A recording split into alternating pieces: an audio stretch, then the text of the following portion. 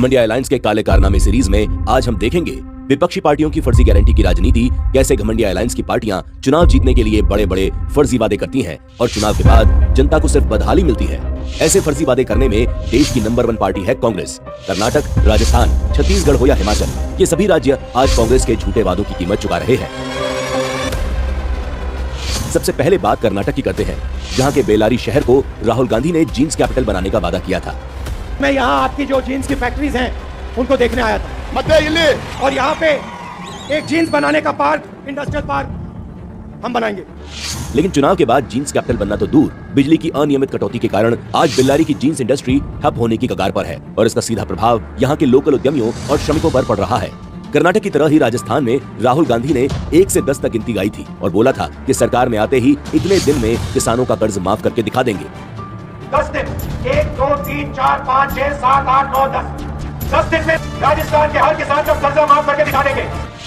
लेकिन राज्य सरकार के ही आंकड़े बताते हैं कि 5 सालों के भीतर 19,000 से अधिक किसानों की जमीन कुर्क कर ली गई। छत्तीसगढ़ में भी कांग्रेस ने अनेक वादे किए और उनमें से एक था शराबबंदी, पर हुआ क्या, सरकार ने उल्टा शराब घोटाला ही कर डाला।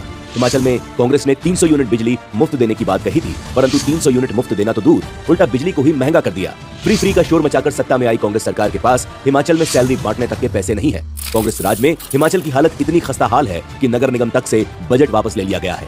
फर्जी वादे करके सत्ता पाना और फिर राज्य को बर्बाद करने की ये सिर्फ अकेली कांग्रेस की कहानी नहीं है, यही हाल घमंडिया अलायंस की आम आदमी पार्टी का भी है। कट्टर ईमानदारी का ढोल पीटकर सत्ता में आए केजरीवाल ने करप्शन पर निशाना साधते हुए कहा था, न रिश्वत देना और न ही रिश्वत लेना। लेकिन आज इसके खुद के बड़े बड़े मंत्री भ्रष्टाचार के आरोप में जेल की हवा खा रहे हैं। केजरीवाल दिल्ली से प्रदूषण खत्म करने के और यमुना साफ करने के वादे पिछले 9 साल से कर रहा है, पर दिल्ली के हालात सुधरने के बजाय और बदतर होते जा रहे हैं। आज दिल्ली दुनिया का सबसे प्रदूषित हवा वाला शहर बन चुका है।